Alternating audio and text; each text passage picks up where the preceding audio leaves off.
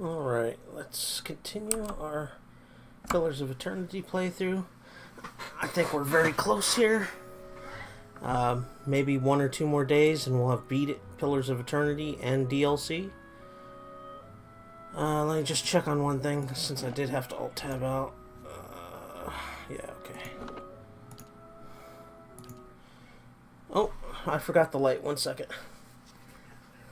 I blame the wife. She probably shut it off on me. It's all her fault. Shut the light off on me. It's your fault.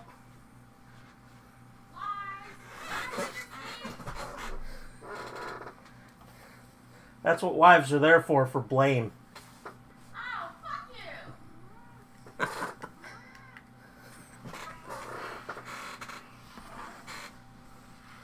you! Alright. That was as good a use of a long load screen as any. Get the light turned on so that I'm not sitting here in the dark like a troglodyte.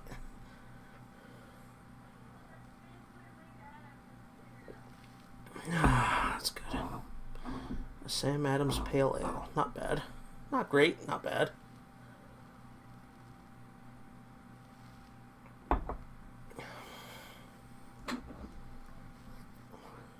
Anytime you'd like to load the first loading screen, Pillars, I'd be on board. Oh, I forgot to get some paper towels in case I sneeze. This little one will have to do.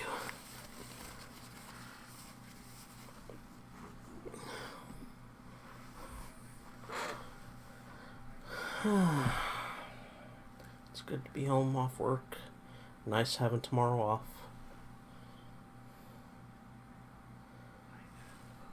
Jesus, can you load it any slower? Thank you. Okay, where we left off is we're inside the West Tower at Durgan's Battery for a side quest. So I'll see what's ahead. We're going to just adjust a few things. Forge on, brave heroes.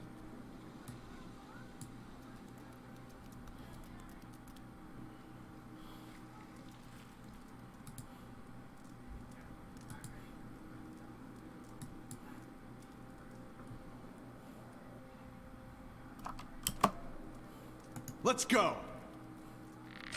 Can't get a good shot with this. There's a door.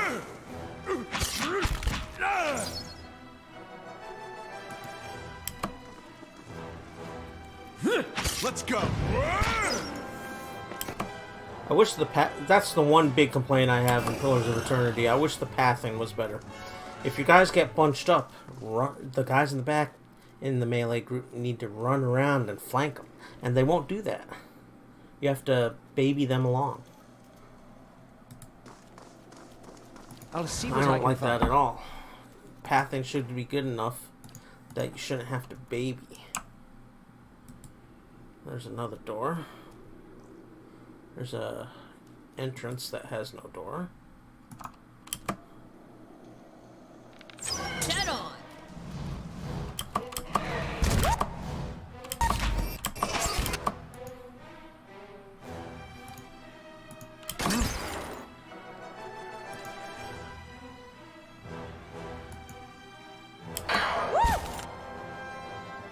Okay, that looks like everybody's doing their thing.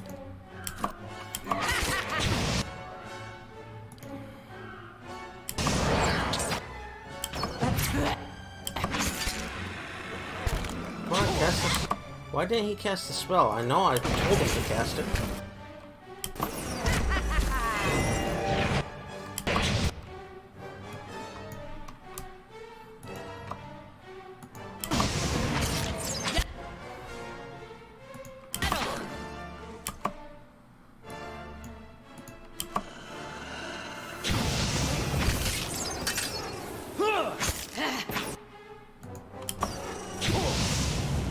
Dead on!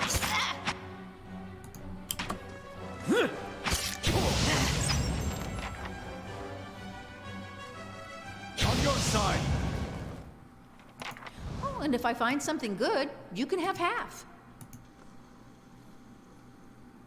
It's very magnanimous of you. Mm-hmm. If you find something good, I can have half. Bitch, I'll take it all. Artillery lift notice. The artillery lift will be closed until further notice. The cogs are rusted, and any failure in the mechanism could be catastrophic. Potion Master Andrin is looking into patinating the cogs to make them weatherproof. A map shows the peaks and passes surrounding Dirk's battery. Faded red circles mark choke points. Let's go in this door first.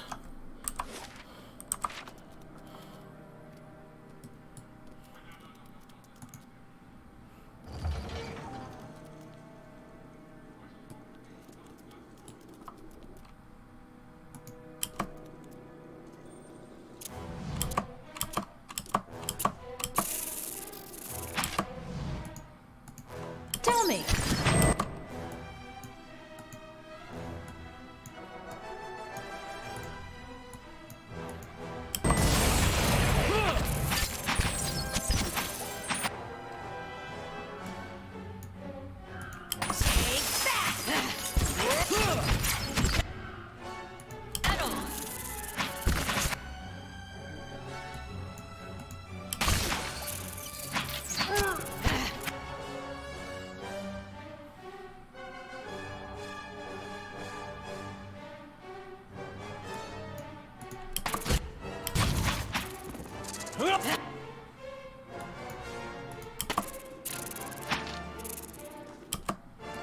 Everybody's free now.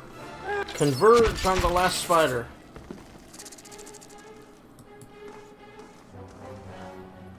I'll take a look.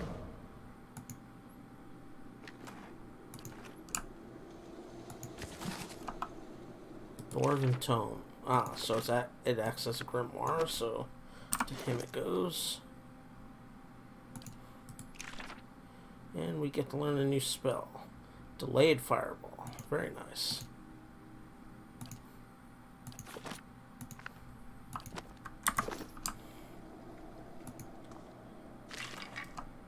Key.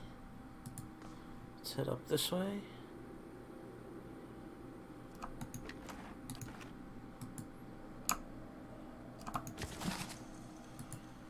On the treatment and preservation of cannons. I don't need to read that. It's not a quest thing anyways. Okay. So we got an open path and a door. Let's go to the doorway first. Let's see what's behind door number 1.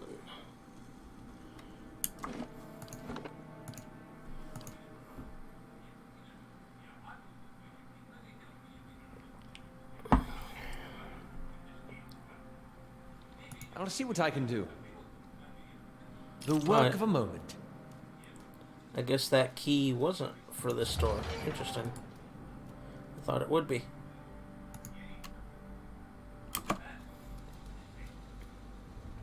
Can't get a good shot with Alright. Challenge. this. Take that! That's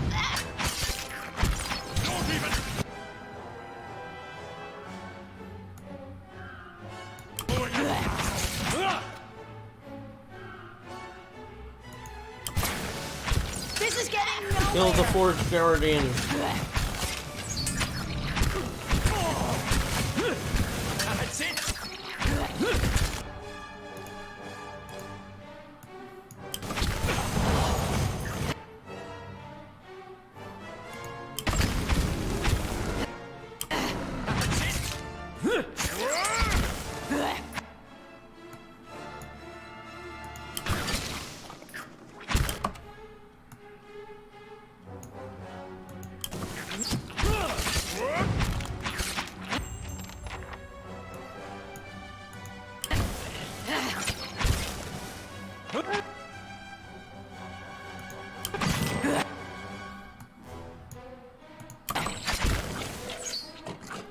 Alright.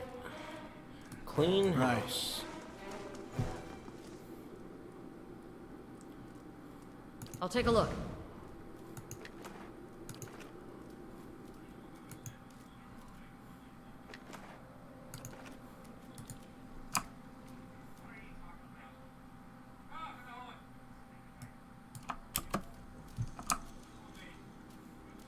Let's go!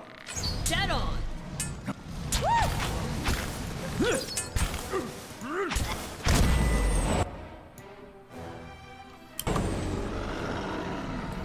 Sure.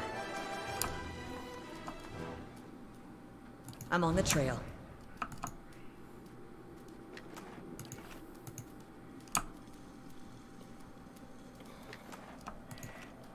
Oh, more Durgan ingots. Excellent.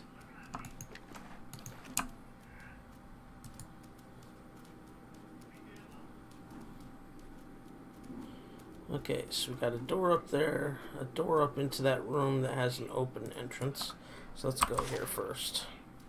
See, it looks like these two areas connect.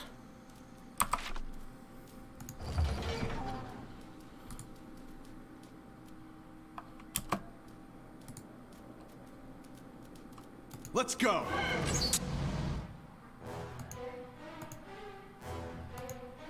Can't get a good shot at this.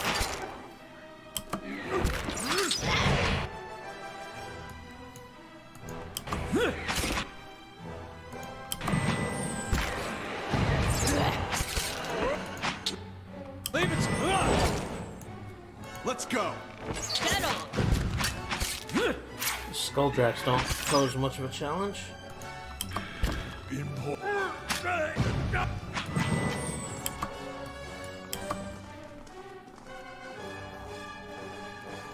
Steady does it.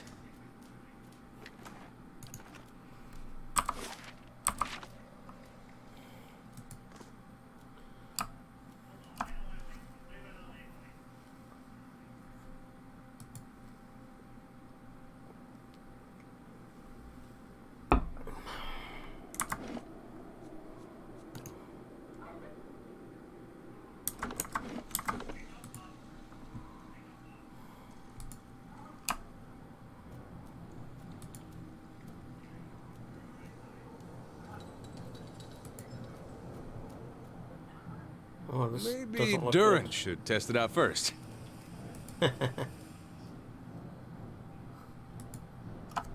See, there's a chain, there's a winch, and then there's a place for a lever. I bet you anything that's where we have to go, so we're gonna hold off on going there. We are going to explore I'll take a look. this level first.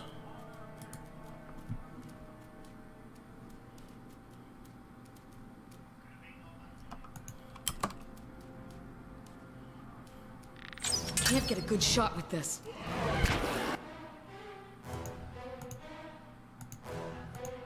Hey, See, this is what I mean.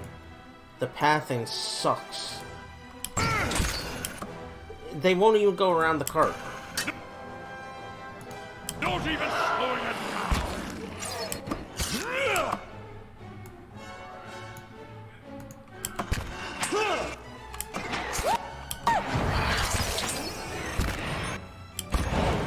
Let's go!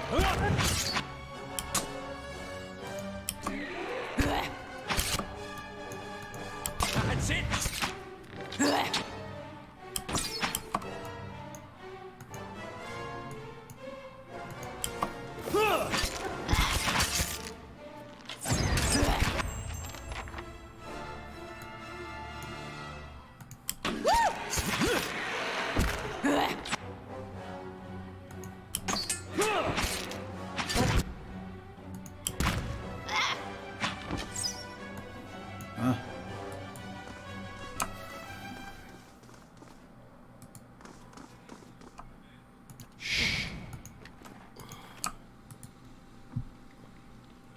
Oh, spider nests. Spider nest does whatever a spider nest can. you might find this Spins a interesting. web anytime. Poison attacks 2 survival, 4 perception. It's a... Well, I suppose I should look and see if there's anything... If it might be better.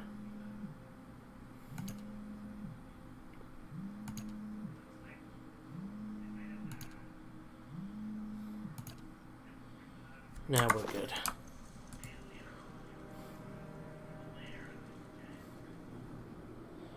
Okay.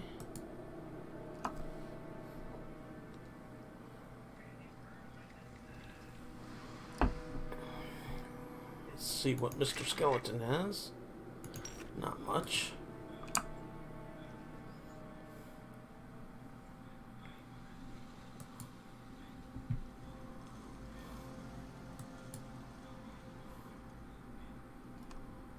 I'll see what I can do. Sure. The I'm a work of a completionist. moment.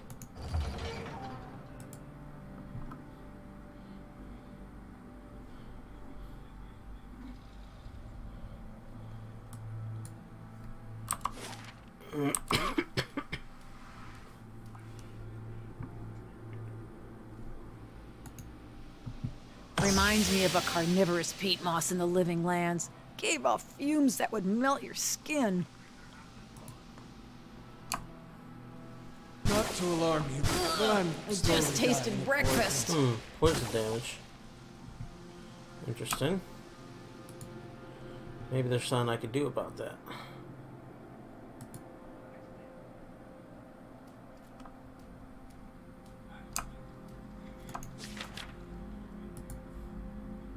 This note is written in fine script. The lever for the artillery lift is broken again. I've been telling my men to be as careful as possible while using the lift, but it's difficult to keep your balance on the thing. One bad bump nearly sent a handful of them off the edge, and I'd rather they break a lever to keep their balance than fall off. Unfortunately, it was a clean break this time. We'll need this lever as soon as possible. Scrawled across the bottom in thick ink is an additional note. If your men stop taking up so much ammunition at a time, this won't be a problem. This will be the last lever you ever get. Next time you're just getting a rammer.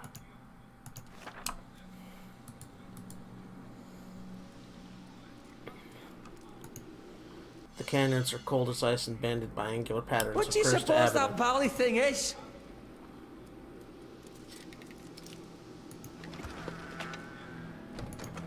I got the lever, and it opened up my mind. I've got the lever. Nothing too fancy, just a metal lever. We'll probably head there next. I'm not sure what to do with the poison room.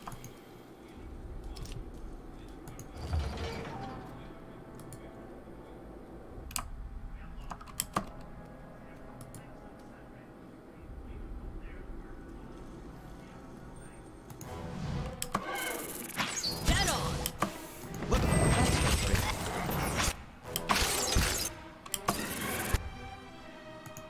Watch your shoes.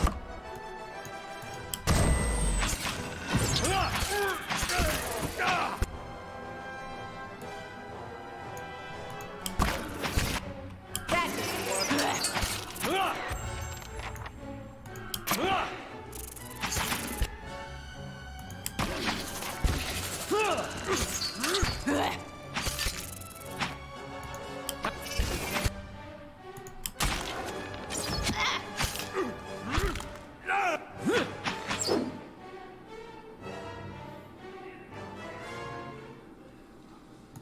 Oh, and if I find something good, you can have half.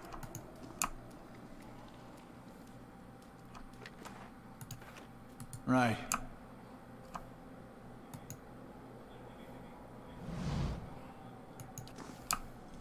Okay, so that's a choose your own adventure type sequence. Nice and slow. Probably leading to a different area.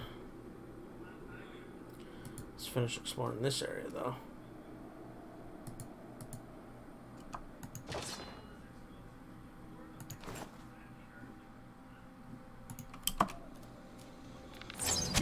Dead on. This is getting nowhere.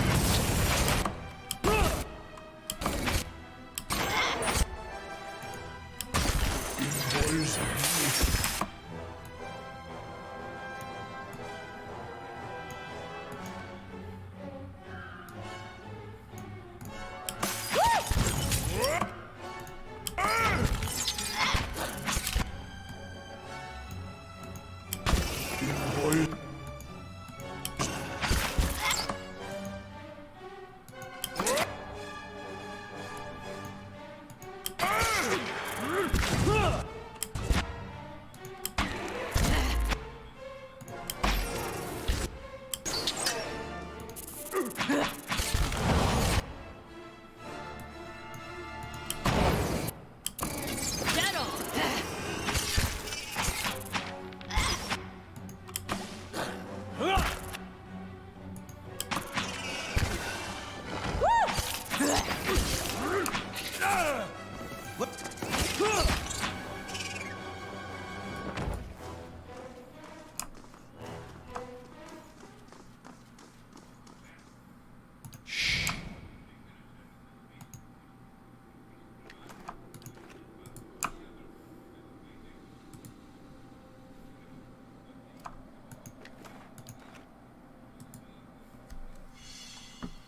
Trap! It's a trap! I wonder what this is.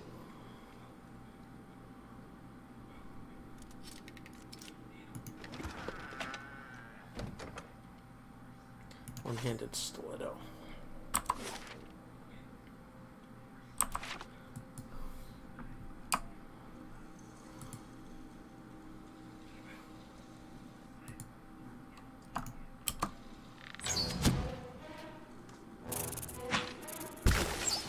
Let's go.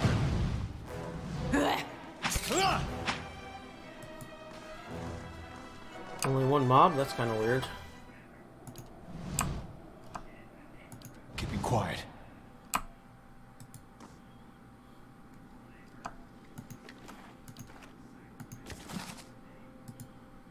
Who knew creatures disgusting as a disease pudding could be so useful? Their ability to not only prevent metals from rusting, but to remove rust entirely is astounding. I can only imagine what sorts of contraptions we could devise without having to worry about exposing iron to the elements. As always, I get ahead of myself. Finding these creatures is already a chore. Keeping them properly contained is nearly impossible. I was lucky to acquire what few I have. I'll have it in no time. Yes, pick the The lock. work of a moment. Potions. More potions. Yellow gelatinous residue lines the bottom of the broken tubes.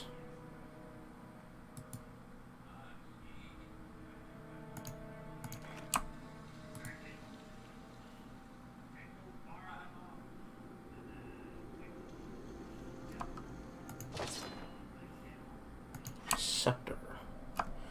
Okay, so there's an exit there.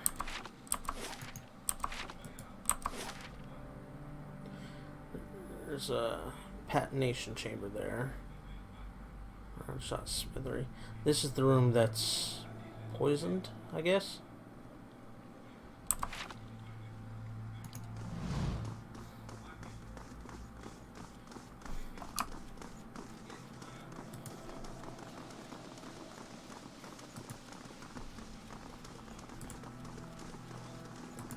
Is there any more? Okay, so we got the artillery lift, patination chamber, and whatever this is. I'm gonna save my game and send an experimental guy up there to scout to see if I can even get through it. Because it may be I'm supposed to go to one of the other areas to clear this area. Let's just send an experimental guy forward, and we'll always load our game if he dies and gets trapped or something. Lead the way. She's the fastest, I think. Okay. Watch your shoes. I'm gonna be sick.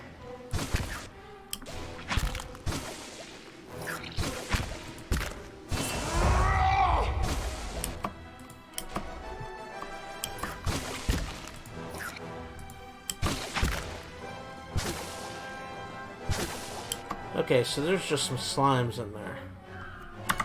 Okay, that answers the question, though. Let's check out the other area first, to the left of that room. And push comes to shove, we'll try and lead the puddings out. Now, whether the puddings clear the room from the poison, I don't know. That'll be interesting to find out.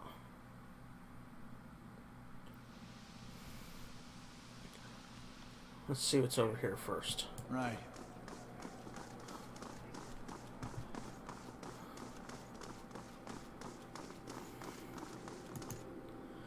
You peer through the hole and see a wide, sturdy parapet running along the wall. Several feet along the wall, you also see a broad crack. It appears to lead to another room. Look down. Pardon me. Wind whistles by your ears. The peaks of the White March rise below you and continue into the distance. Send someone onto the ledge. I will, because I have the best athletics, I think. You sidle across the ledge. You reach the crack in the wall. A noxious eye-watering vapor seeps from within. Use a hammer and chisel to widen the crack.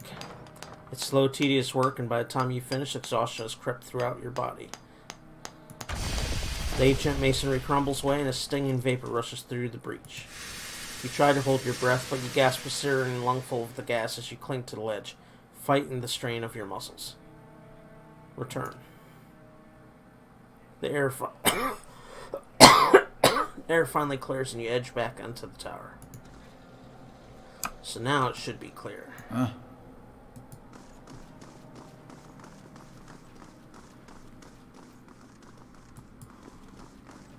Nice and quiet.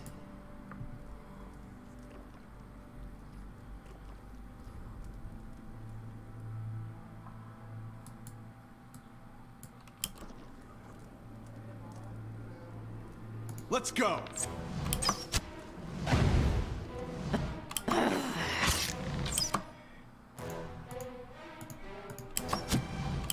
Let's try that. Dead on.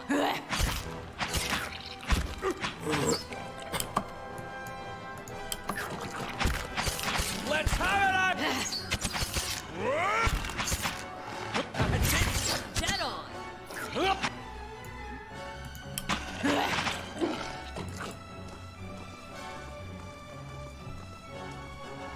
Ready to sleep like the dead.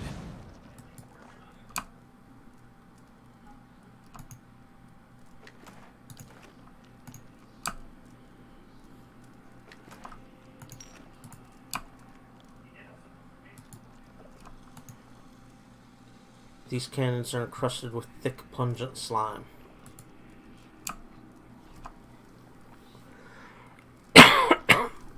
Apologies.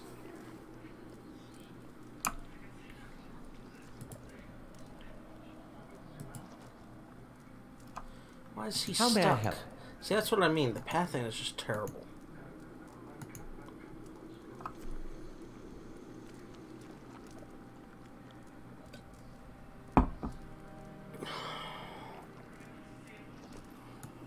Yeah.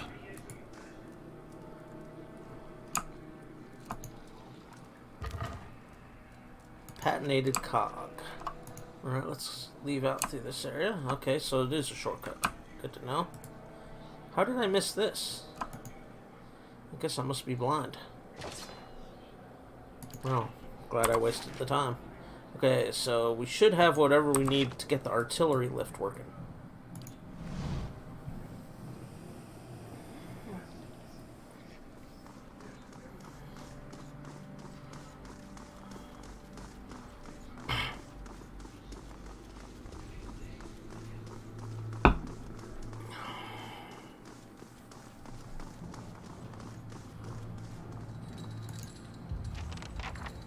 The chain is so rusted it barely moves. Apply the Pargren Rust Dissolver. You pour the contents of the vial onto the chain. The solvent hisses as it drips down, melting the rust into a slick brown puddle. The heavy chain squeaks with movement. Yeah. The gearbox looks strangely empty, like it's missing a cog. Insert the new cog. You slot the new cog into place. The mechanism looks like it's ready to run now. Leave. Huh? This slot looks like it's missing a lever. Fit the replacement lever into the slot. With a little maneuver and it clicks into place. I've lost dwarven lever. Pull the lever. The lift at last shudders into motion, lifting you towards the clouds. Alright, let's dance. Whoever's up there, let's dance.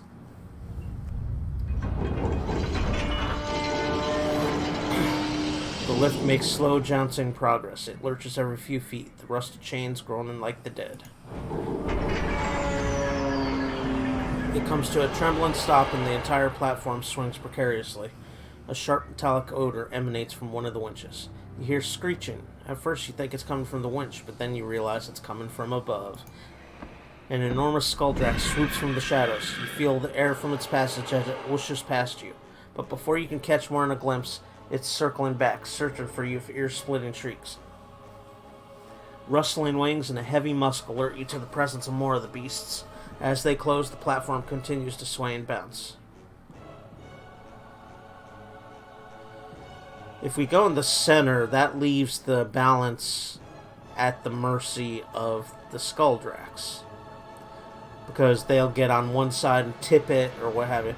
If we scatter to the edges of the platform and brace for an attack, that'll mean we have the diameter, the outer edges of the platform balancing it.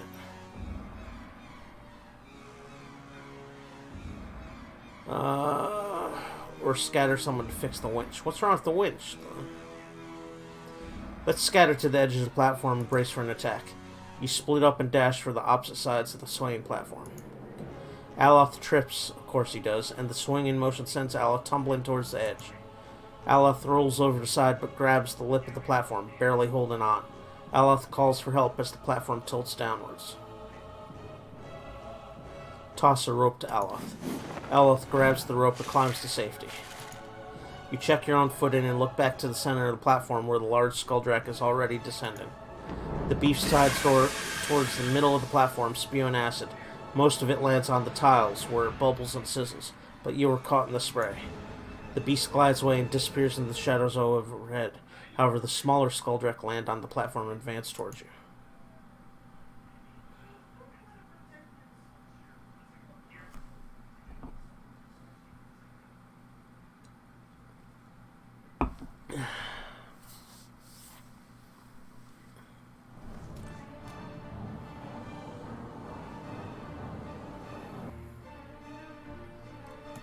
Let's her attack him. He can cast that right in the center. He can attack him. He can attack him.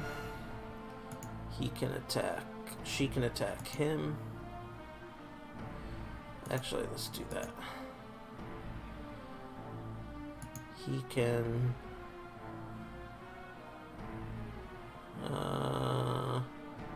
do a fireball.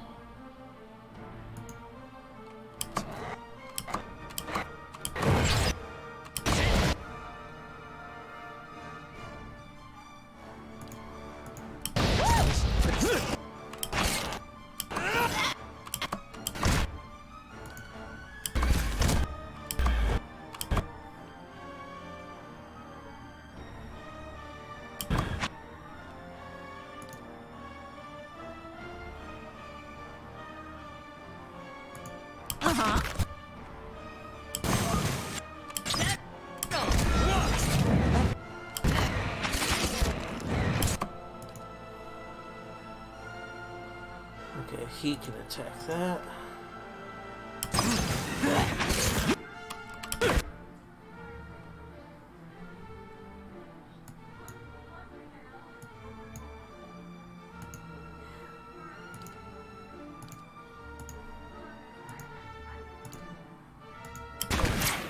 Dead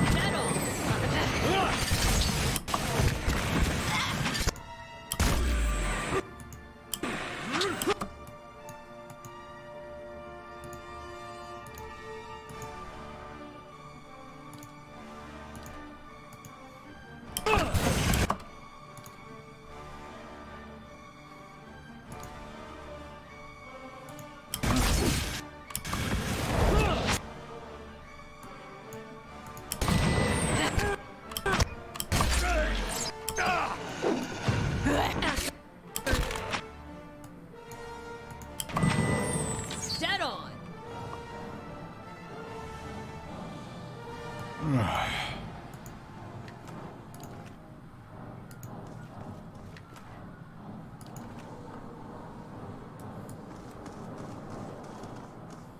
Easy enough. Good thing I sold most of my jewelry. Not a problem. Got that jammed down jelly tight.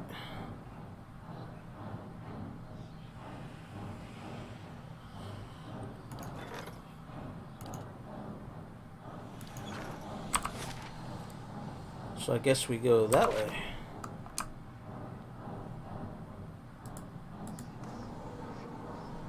Either that or we hit the lever. I think we hit the lever.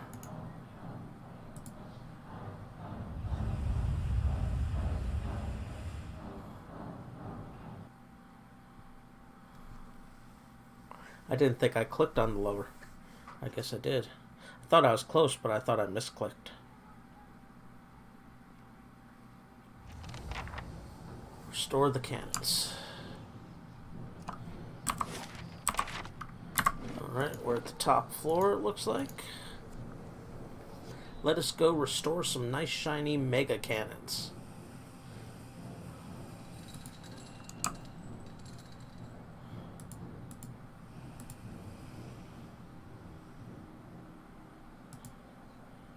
Before we go up the stairs, let's explore.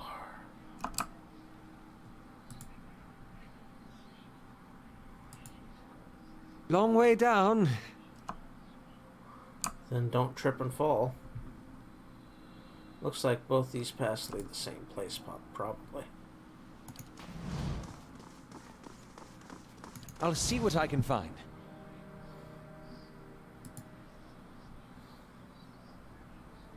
Possibly. Does look that way at first.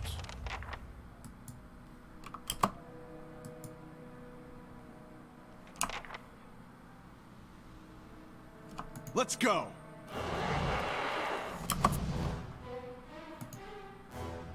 Can't get a good shot with this. Okay. You guys attack that. You pin him down. You guys attack that too.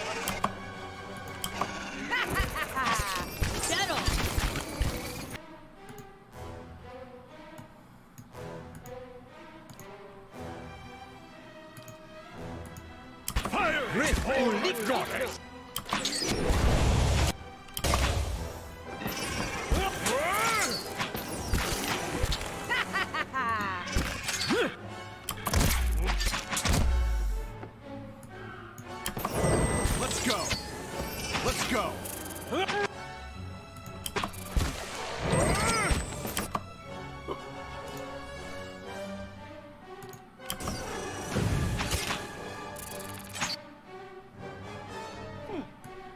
Oh, pardon me. Hiccuped. Dead on.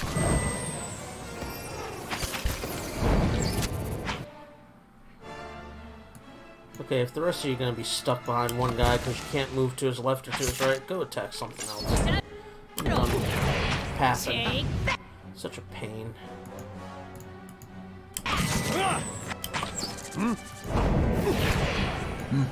Let's go. dead on. Sure.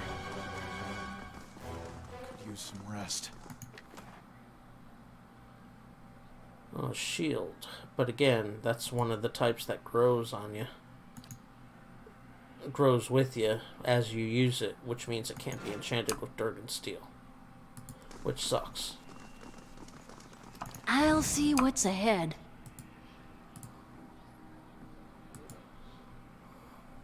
Those are pretty awesome cannons. Cannon is frozen and immobile.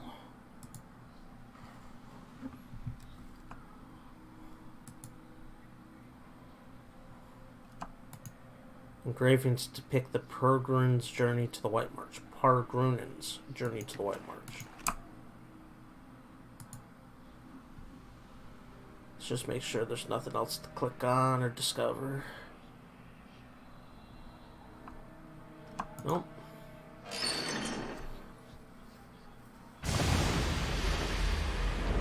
Oh yeah, heat that puppy up. You turn the wheel and a gust of steam blasts you in the face. You stagger back and fall, spiraling towards smoke and flame. You find solid ground beneath your feet even as the air around you is a haze of smoke and heat shimmer. Coughing, you bat acrid fumes away from your face. As you acclimate to the choked air, you see flames leaping in the distance. Each flare bathes you with warmth. And even as you struggle to pick out the details of this place, something about it seems familiar. Yeah, that's the dragon's head from the main part of the Durgan's battery. You can see a little through the thick smoke, but the dancing flame illuminates a dragon's head cast in stone. It's the White Forge. As you start toward it, something massive comes crashing down in front of you. You leap back at the sound of metal slamming into metal and feel a deep tone ring through thick air. Recovering your bearings, you find yourself looking at an enormous hand.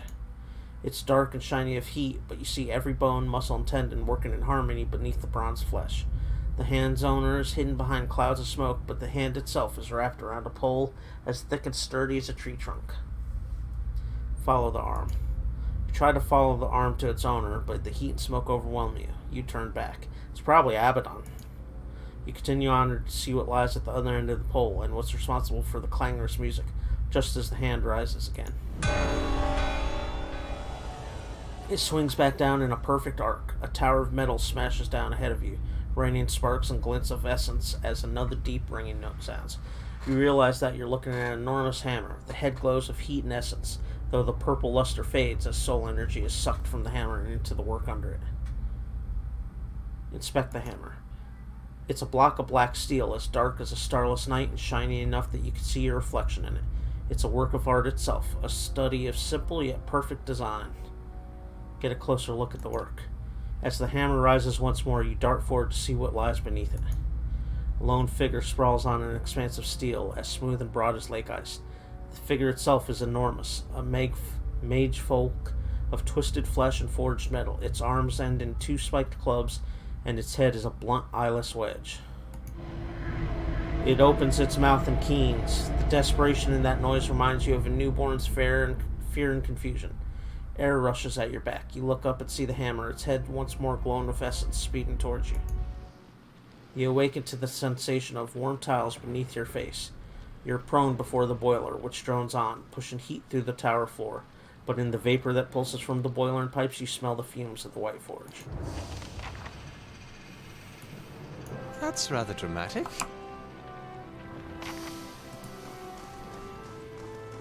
Major adventure completed. I won a major award.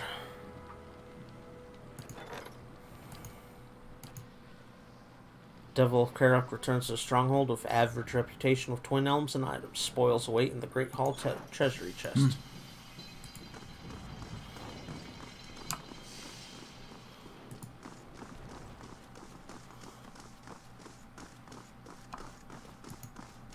Through the gap you see winding stairs and the dull glint of more cannons. Alright, so it looks like we got the Durgan's Battery White March quest done.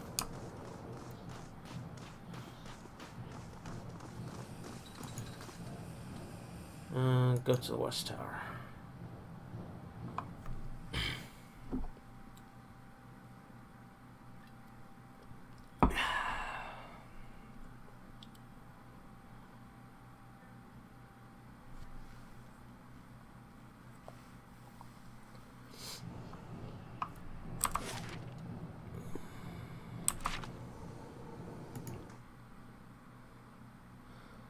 Let me see if I could choose a different area to go. That might make it quicker to get down to the base of Durgan's Battery. Because I did have some options. I just clicked on the first one that wasn't highlighted. Probably should have looked at my options.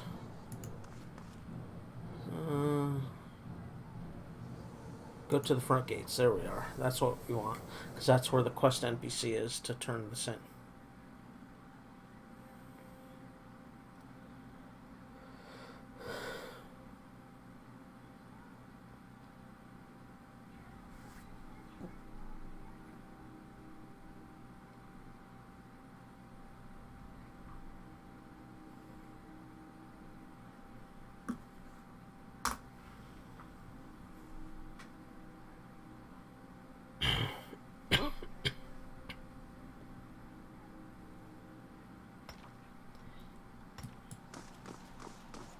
There she is.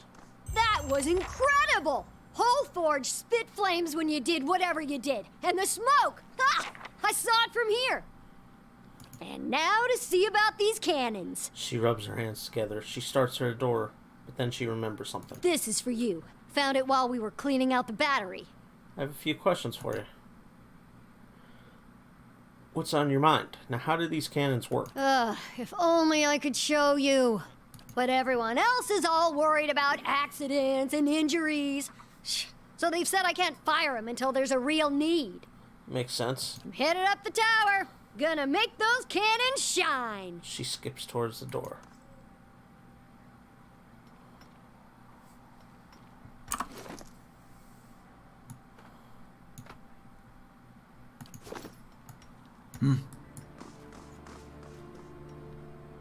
I don't see where she gave me anything.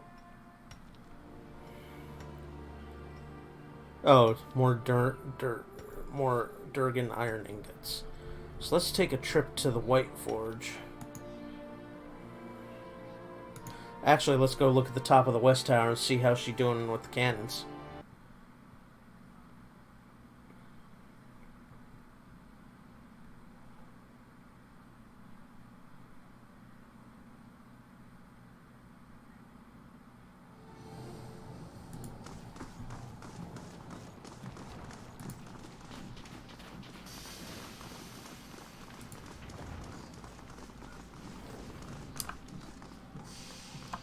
You got a real purposeful look about.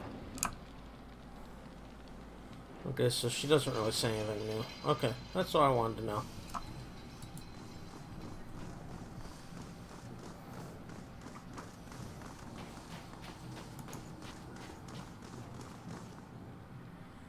Go to the White Forge. We should have enough to create one, maybe two more Durgan steel things.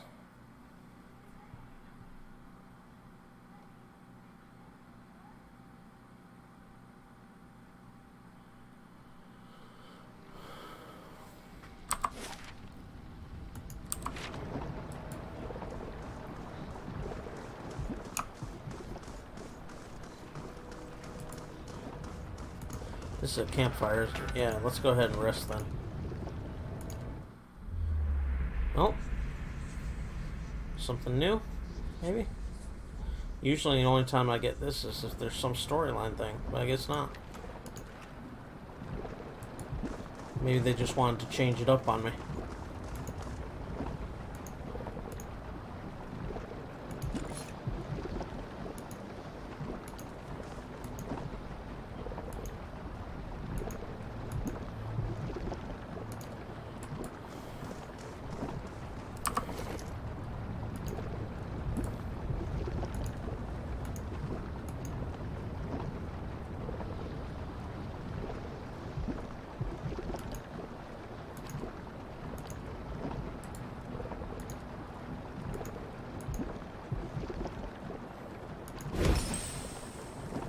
Okay, that's good.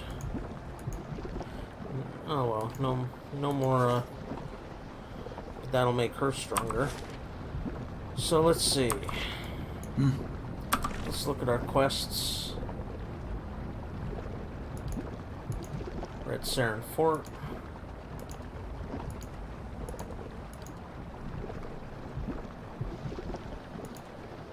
Return to Tarfos. Okay, so that's Stalwart, so we're done here.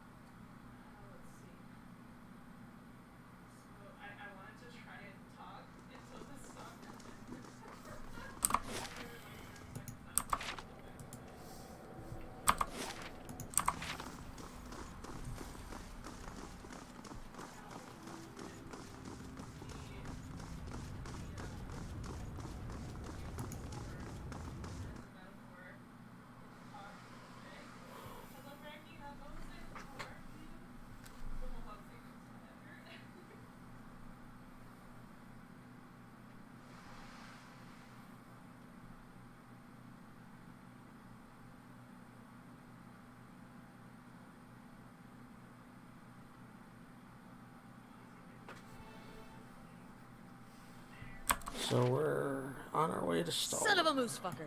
I beg your pardon? Sorry. Yeah. Baloo's always telling me to watch my language, especially around the kids. Guess I... Sounds like son, I would say. A joke about a glam-filling youth with frostbite somewhere sensitive. Kids repeat everything. I meant just now. Jam my thumb. Nothing big.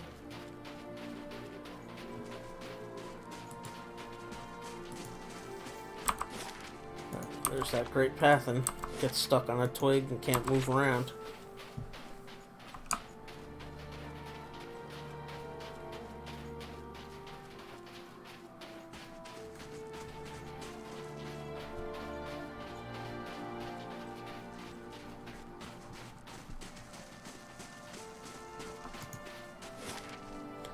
Going to Stalwart to talk to Tarfos, who is the village mayor.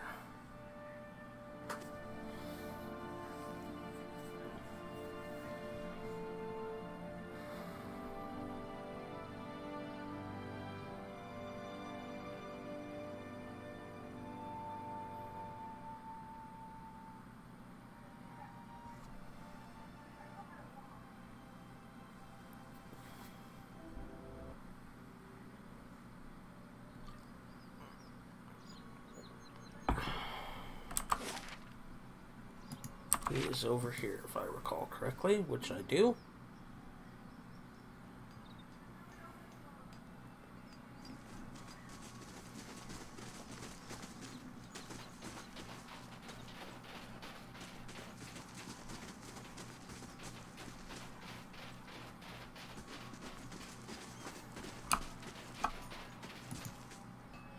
Ponzeric, Nesta presented me with the terms of the trade agreement. I guess we're keeping the fishery open after all. Funny, Nesta had mentioned something earlier about the investors wanting to shut it down. Can't say I disagree with them either. Looks like she didn't have much else to say about the mines beyond what we'd already discussed. Good. She didn't mention any changes to the White Forge portion. Strange, she'd been hinting that she didn't think our local smiths were all that skilled. I guess you convinced her otherwise, huh? Stalwart minor positive. All things considered, the trade agreement is better than anything I could have negotiated. Also, I'll sign this and have it set off to Defiance Bay first thing. Oh, Nesta left this for you. She said it had helped her in a previous line of work. He hands you a bundle of cloth. Thanks again, Ponzeric. Tax collector's mantle added to inventory. Interesting. Grant escape, 1 per encounter. Grant smoke cloud, 1 per rest. That's kind of crap. Right to the stash. Huh? Okay, so now we're done with tasks. We got some side quests and we got the main quests.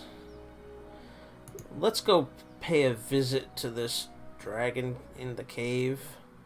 Just to see if we can talk our way through this now. Or if we have to fight, if we even stand a chance. Yeah.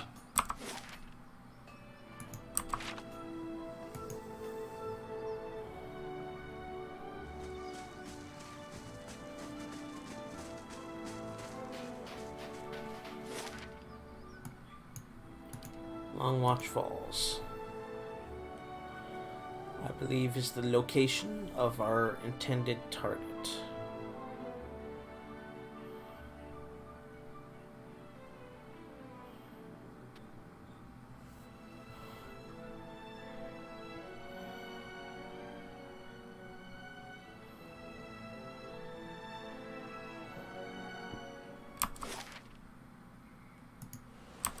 That is the cave.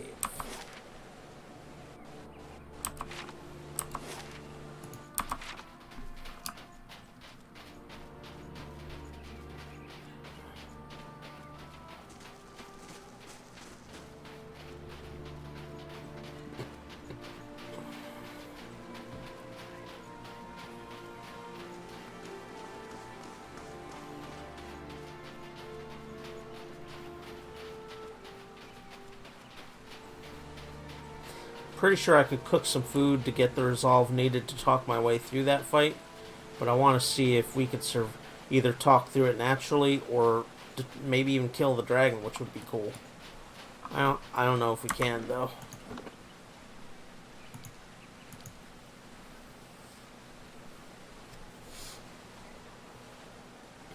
Problem isn't the dragon in and of himself, even though he will... At level 14, he was one-shotting most of my party members. Because of Petrify, the problem is he has like 20 ads that come out as well. So let's just give it a shot. We saved. We're good. Let's just try it. It wouldn't be so bad if I was able to position my characters around him.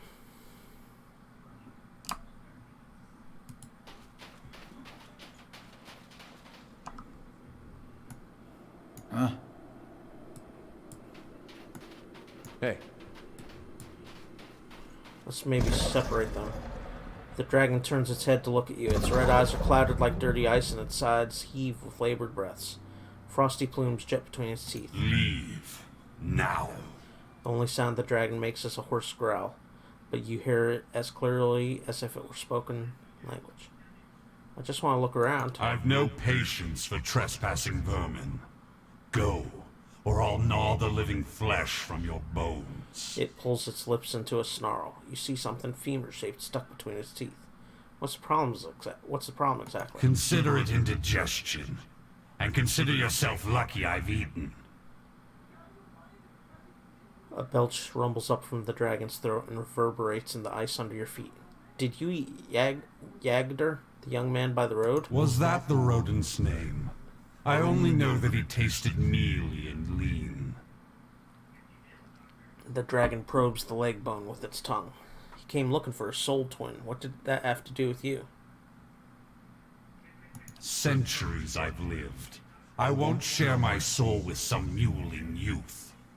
Wait, you're a soul twin? Why did you kill him? While he lived, his suffering became mine. And as he drew closer, his weakness infected my essence. I can never be strong while a soul twin of mine lives. I take it you've been through this before. Since I was a worm, sudden fits of agony and terror would paralyze me. I was a prisoner to experiences that weren't mine.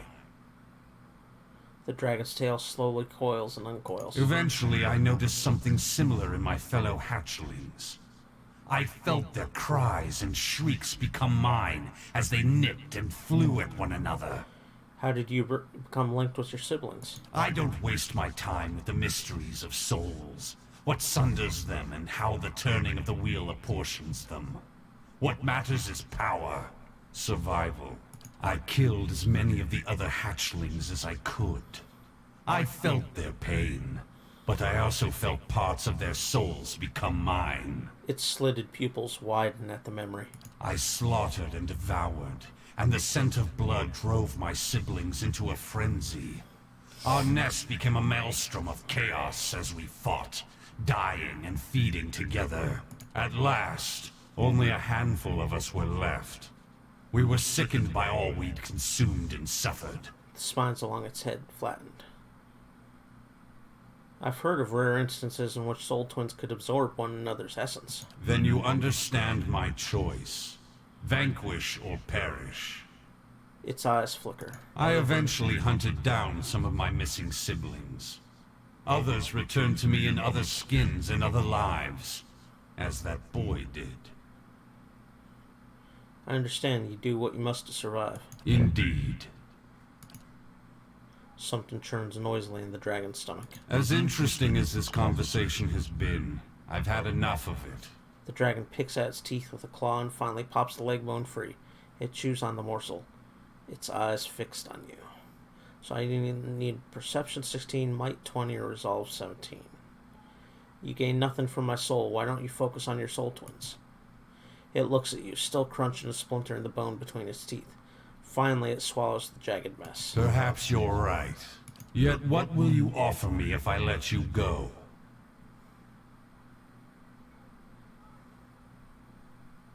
As a watcher, I could sever your connection with your soul twins. Lies! You would make me vulnerable. How foolish I was to nearly fall for your tricks! There's another Resolve 17. I mean you no harm. Okay, so let's try this. Okay.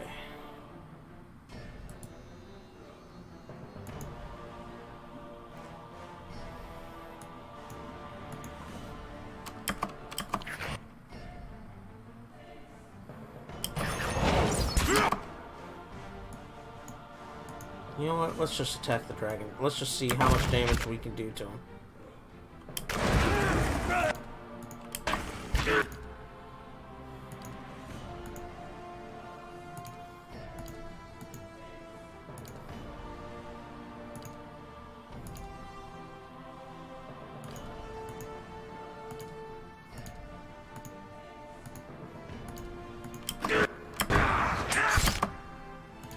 Just walk. It's not that hard. Walk to him. It's right there.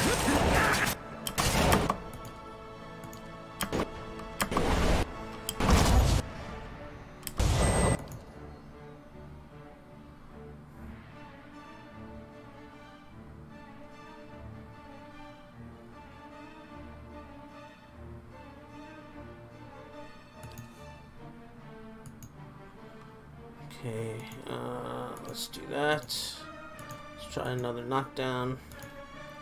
Let's do one of those.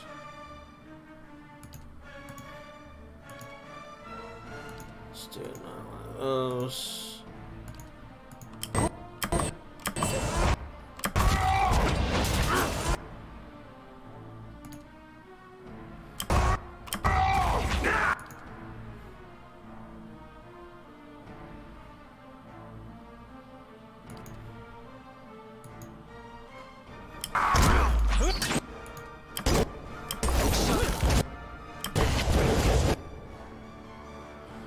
I'm not doing any damage to him. It's just, this fight is just so brutal.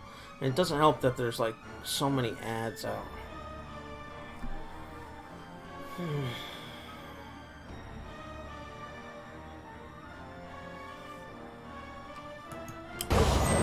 This is.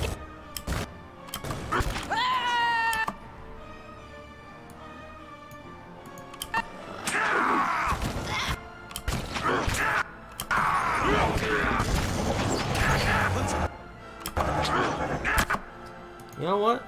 He's injured, which means he doesn't have that much life left.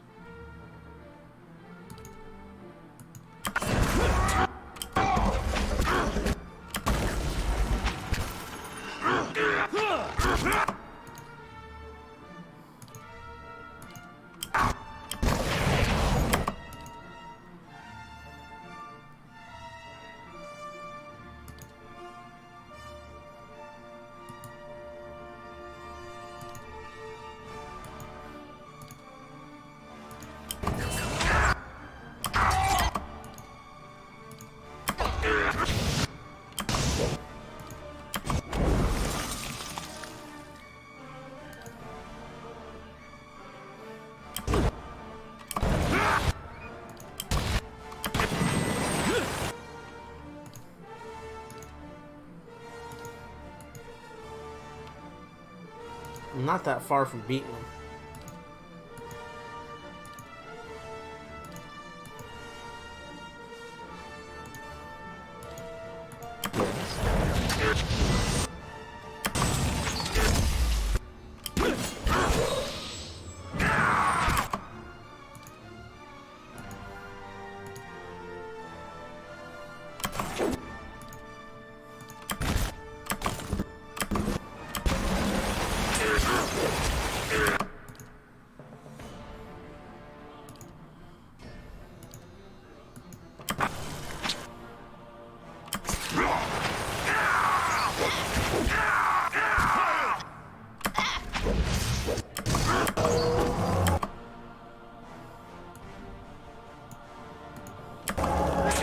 Kill him. Lava beyond the sea.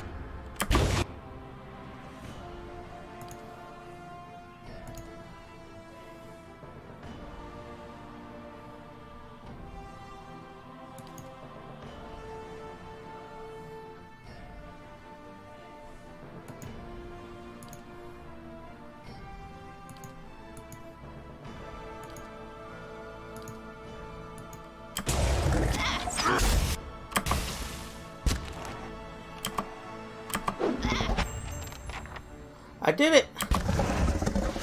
Most of my party's dead, but I still did it. Oh, now to get people rezzed up. How may I help? Lavaru Beyond Seek! After an Ichimak. That's it! I just gotta clean up the rest of the mess. Ready, Watcher.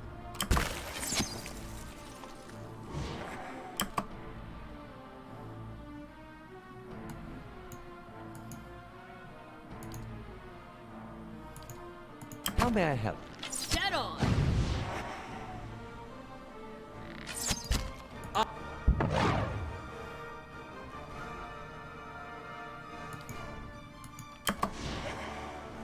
Aztec Worth and Wrath!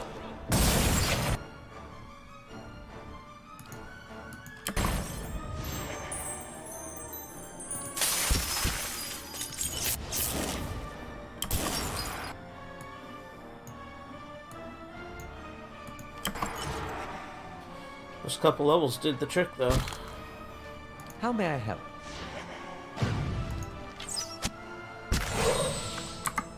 I shall. Aztec Worth and Wrath!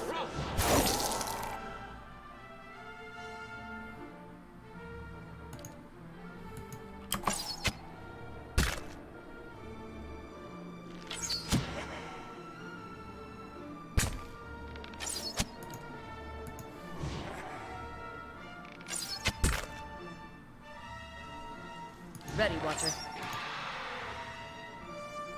Is that it?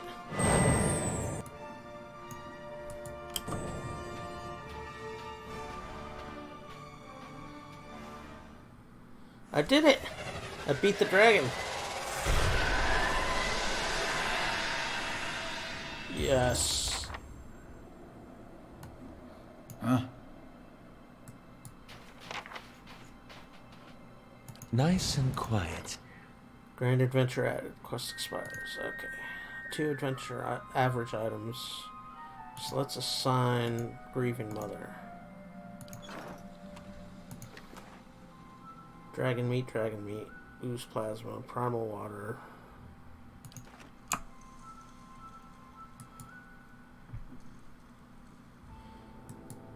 I'm so psyched that I did it. You might find this interesting.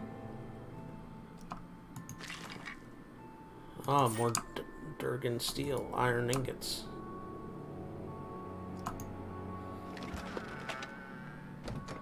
A new bow, let's take a look at it. A new shield, let's take a look at it. 5% of misses converted grazes, 3 damage reduction, bypass, 5 damage reduction. That's not bad. Let's take a look at it.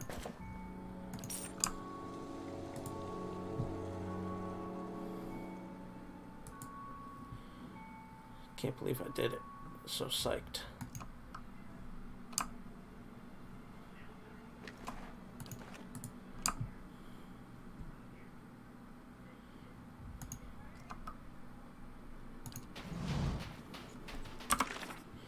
So I completed his better half quest. Okay, good. There's definitely options to talk your way out of it. But obviously, based on the Steve achievement popping up, there's a way, there's an achievement tied to just killing the damn thing. As soon as I knew I saw I got him to middle health, and most of my guys were still alive except for one, I was like, I could do this. I just need to unleash hell. I knew I could do it once I hit that point.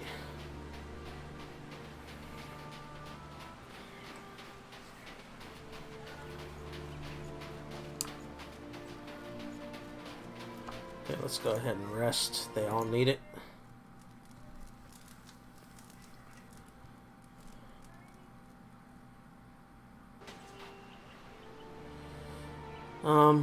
Let's take a look at that weapon. First, let's see if I've already enchanted it. Yes, I have, which means I probably won't use this bow, but let's look at it.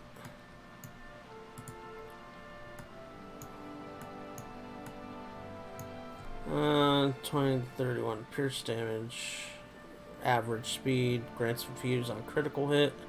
It's a good bow, definitely. Just, I already spent the Durgan steel, so I'm not going to use it.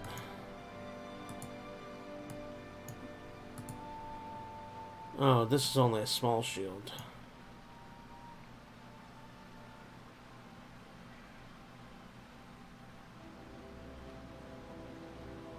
Yeah, I'm not going to use it. Okay, so this has 5% of misses converted grazes, 3 damage reduction bypass, 5 damage reduction slash. So let's see.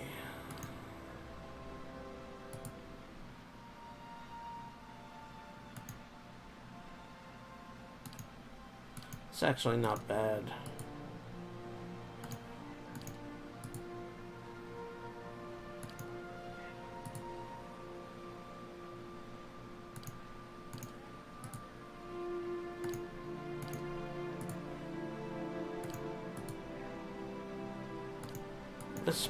Let her use that. Alright. So, Dragon dead. Save our game. I guess at this point we're ready to head up to the Red Saren Fort.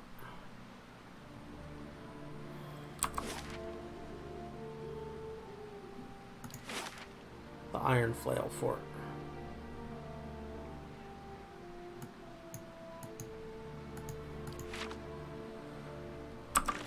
Anything else left? Some side quests. But I could do those after I clear out.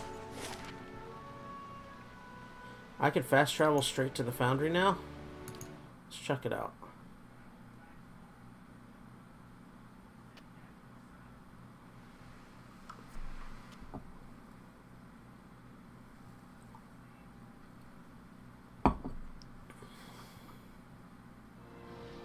Yeah, I can. Okay, good to know.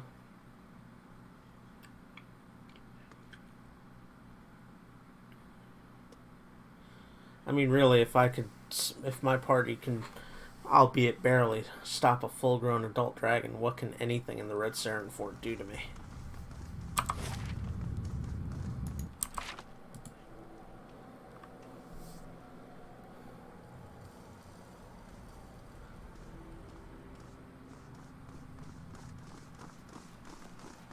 Yeah, it's very good for taking into account your decisions you make as your part, you know, based on the characters you have and the conversation choices you make. Yeah.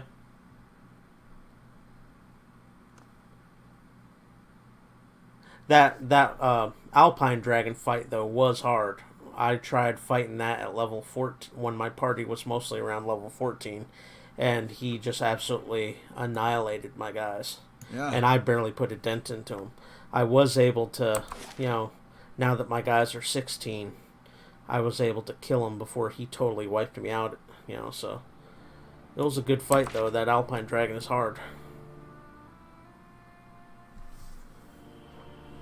Yeah, I mean, well, you know, you do a 4-man group, you're basically gimping yourself, you know, 2 characters worth of damage or healing or tanking.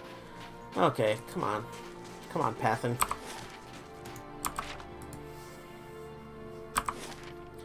Yeah, it's a way of artificially increasing the difficulty, reducing the number of characters. And then depending on what difficulty you play on, it's even harder. I play on normal difficulty typically. And most of the game hasn't been a challenge, but there have been some fights that are downright hard. That Alpine Dragon fight, basically any fight where they like to crowd control your guys.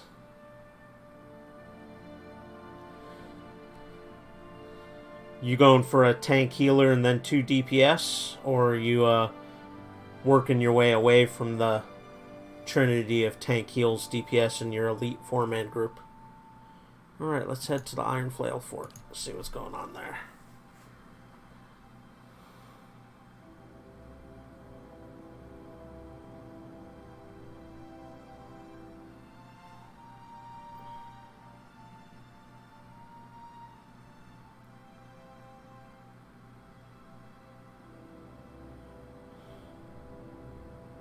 Yeah, rogues can definitely dish out some damage. Are you Are you building your elite 4-man group with characters from the game, or are you custom making them? I'm assuming you're custom making them if you're going to have, you know, multiple rogues or whatever. Alright, let's just kind of do the perimeter, as I always do. Gotta clear out the fog of war in a logical fashion.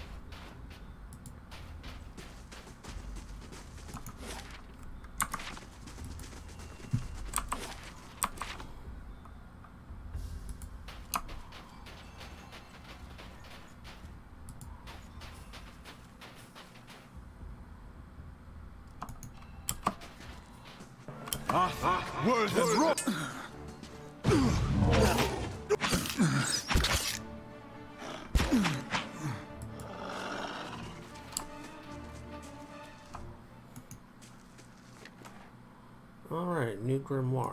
Okay, give that to him. Nothing else good, really.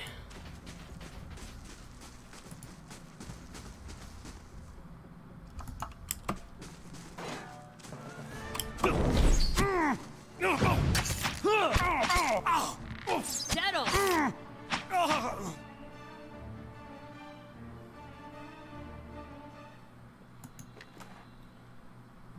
Fine hatchet, fine small shield. Nothing really good.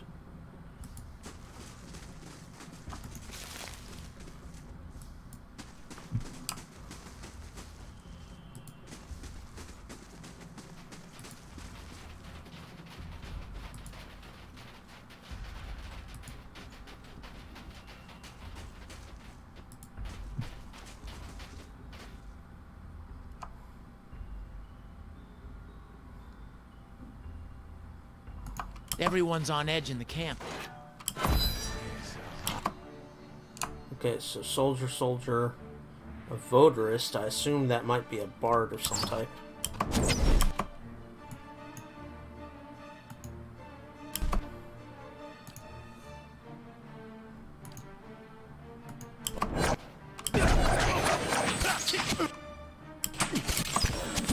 Okay, somebody has to go give them a hand.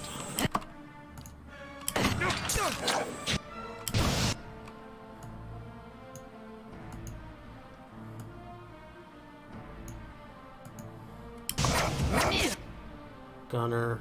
As long as it's not a priest or a wizard, I'm okay. Well, that's kind of wizard-like. That's not okay.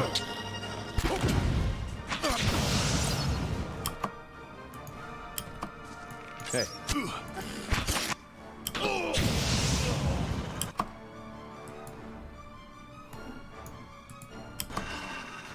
Let's kind of lure them back if possible.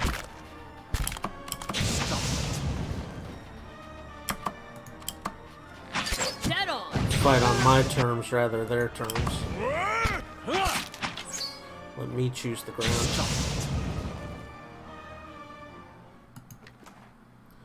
Okay, fine hatchet, fine shields.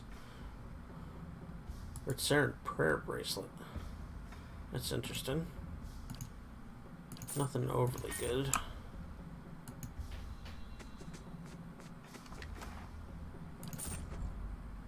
Right.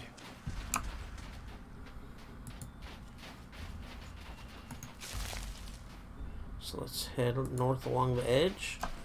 See, I like to clear out the fog of war by going along the outskirts and then filling in the center area. Just the way I operate. Dead on.